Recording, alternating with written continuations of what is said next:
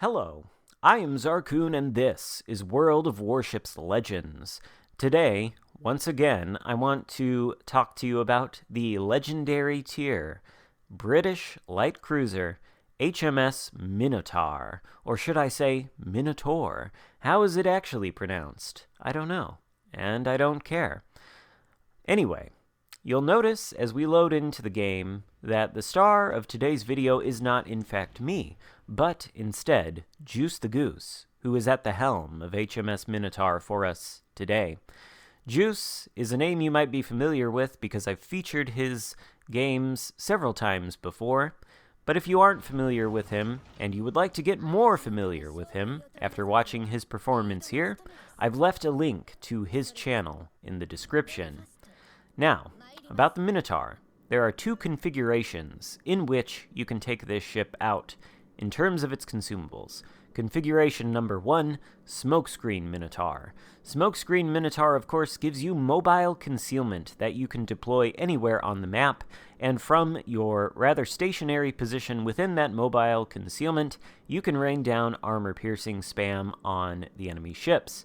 The second configuration is Radar Minotaur, a much more challenging experience, but in some ways, a much more useful one, because radar is amongst the most powerful consumables in this game, and the Minotaur's radar in particular is very powerful. I think it lasts for somewhere in the vicinity of 40 seconds, and it has, I believe, a 9-kilometer range, making it a terrifying proposition to any destroyer who is caught within that 9-kilometer range. They're going to be spotted for what is essentially an eternity. But since you have no mobile concealment available to you in the configuration of Radar Minotaur, well, you have to be very, very good at positioning this ship, which means you have to be very aware of the map at all times. And I think in this game, Juice is going to present or demonstrate to us some masterful map awareness, and that's what I'm going to focus on here, or at least try to. First up, enemy Khabarovsk pushing very aggressively into the Bravo cap right at Juice's division mate, the Kleber. The Khabarovsk is playing very aggressively, and for it, he is punished by Juice at point-blank range. He cannot withstand the Minotaur's armor piercing. Frankly, no destroyer can, not at that kind of range. But with the Khabarovsk dispatched, Juice was unspotted. There was nobody to spot him, actually, except the Khabarovsk, and I think Juice knew that. But the Vanguard did move into a position where he would be spotting Juice, if not for the smoke screen the Khabarovsk had so graciously left behind. So Juice is going to take advantage of that smoke screen, recognizing that he's not going to get spotted from anywhere else, at least not right now, but he is going to pull closer to that island, because to the left of him, there's a lot of open water, and the last known position of the only enemy destroyer was over there. So as he's shooting at the Vanguard, I think he's keeping it in the back of his mind that he could be spotted at any moment by that destroyer, and that is probably what he's waiting for. But plot twist, the Peter Bagration gets very close to the island and uses his sonar, and that ends up spotting Juice. But looking again at the map, I think Juice is aware that the Massachusetts over there is pushing into Alpha and will soon probably have shots on him.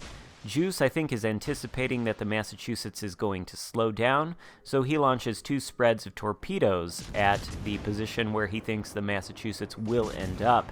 And the reason the Massachusetts might slow down is because he's trying to bow tank 2 friendly battleships to the south of Alpha. And this, I believe, sort of demonstrates why I have been advising against going bow in a battleship in an aggressive way in the beginning of the game as a first resort. It's just not a good idea. That Massachusetts, he can only try to bow tank those 2 battleships. He's compromised his maneuverability. He can't really turn or try to maneuver out of the path of the torpedoes Juice sent his way, and as a consequence, he's taken out by those torpedoes. And that is basically the entire reason you don't want to try to bow tank instantly in your battleship, because it totally compromises your maneuverability and leaves you vulnerable to attacks on your flank, whether by other battleships or by cruisers with their torpedoes. Juice reverses into the Bravo cap and is able to finish off the Peterbagration, essentially clearing the center of the map and splitting the enemy forces into two. On the Alpha side, we have this Alaska over here, and also the enemy destroyer, who I believe Juice is going to try to hunt. He's pausing to see what this Alaska is doing, and by the torpedo indicator, it looks like the Alaska is reversing behind the island, which should mean Juice is going to be protected from any shots from the Alaska. But where is the Shima? While Juice is trying to figure that out and monitoring the Alaska's movements, the other side of the map contains the other two enemy cruisers and the last remaining enemy battleship. Over there, Juice's division mate in the Kleber is trying to push into the Charlie Cap. I don't think he's going to have much success, and there are two cruisers very far to the south. The Alaska has deployed his radar, revealing Juice's position, but he's reversed so far behind the island that Juice is protected from any chance that the Alaska is going to shoot him. So he's moving continually west on the map toward the last known position of the destroyer. And now the spotting indicator shows the eyeball, which means the destroyer is spotting Juice, so he pops his radar, revealing the position of the Shima. Unfortunately, the Shima is not as close as Juice might have liked, and he's behind an island, so it's a little bit difficult to actually land any shells on him. Juice pauses in his campaign of trying to shoot the Shima, and now I think he can't actually shoot the Shima, but the Alaska is moving forward. Juice could see that by the movement on his torpedo indicator, so he sent torpedoes right toward the edge of that island, where I think he expects the Alaska to come out, but the Alaska could accelerate, potentially, so Juice puts some torpedoes out further into the center of the cap, I think in case the Alaska does try to accelerate. Maybe, too, the Shima could go in there. I don't know. Probably not. I think Juice has quite effectively zoned the Shima away by the threat of the radar. Of course, then the Shima would know that the radar is on cooldown, so he might get close enough to spot Juice, and I think that's what he's doing here. So that means Juice may be vulnerable now to shots from the Alaska, and the Minotaur cannot really angle against shots from the Alaska, so Juice is trying to put as much distance between himself and the Alaska as possible. At the same time, he doesn't want to get too far away from this destroyer. It is crucial that he take out the destroyer, especially since his teammate in the Kleber has been eliminated, and the enemy is moving into Bravo with really nothing to stop them. Juice's team is all laid out in a line near his position, and it's not going super well for them. They have no map control right now. The Alaska is threatening Alpha. Juice is trying to get some damage in on him, but it is somewhat difficult. The Minotaur shells are, of course, only AP, so there is no HE to start fires, and you have to exclusively rely on the armor-piercing damage, which can be difficult to attain on bow-tanking Alaskas.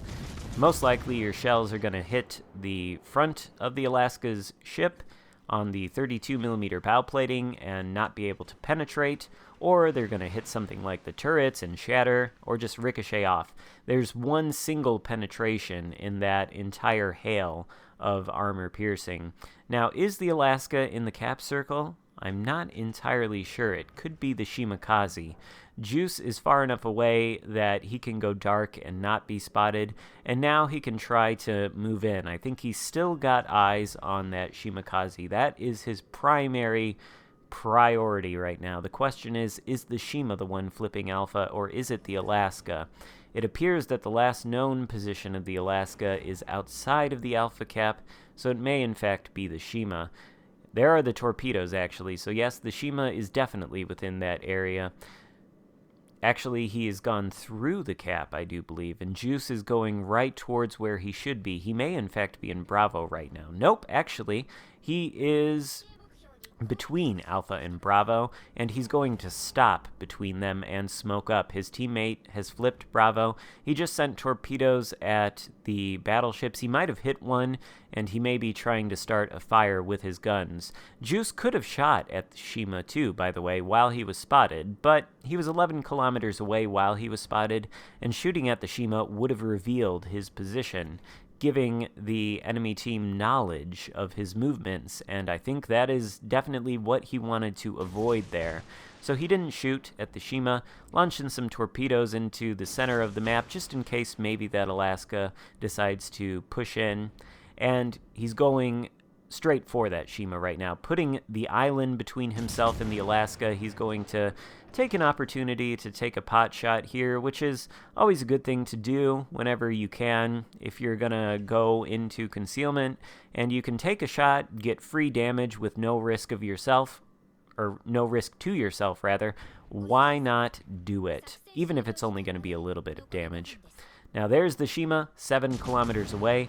Certainly a lot easier to hit at this range, and even if that Shima is able to go dark, which I don't think so since he just shot his guns, well, Juice has that radar in his back pocket. He's not going to need it though. The Shima is utterly eliminated, completely devastated, and now we have a problem. The first problem in Juice's positioning, but frankly things are getting kind of desperate. Juice does need to get this capture circle, but there is no angling against that Alaska. Juice has already taken one shot from him. He is trying to use the Shimakaze's smoke screen to conceal himself from the Alaska, but he remains spotted, I think because the smoke screen is dissipating, or maybe the smoke firing penalty. What is it on the Minotaur? I don't actually know. In any case, Juice is in trouble, broadside to that Alaska, and it is only a matter of luck that prevents that from being a dev strike. He's down to 652 hit points, but the island, he's able to put it between himself and the Alaska, and while that breaks the concealment momentarily, or breaks the Alaska's line of sight, the Alaska does deploy radar, and Juice is detected by it. But I think that island and his position relative to it is enough to shield him from the Alaska's guns. It is, and unfortunately, he is not able to pull off the kill there. The friendly battleship pulls it out from under him, and much to Juice's chagrin, he's actually going to take a pot shot at the party responsible for that kill secure there. He's very irritated. That would have been his Kraken, and I think we can all understand that frustration.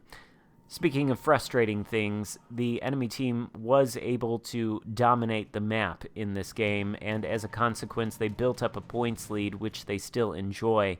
They do hold both Bravo and Charlie, although Juice has rather heroically taken Alpha away from them.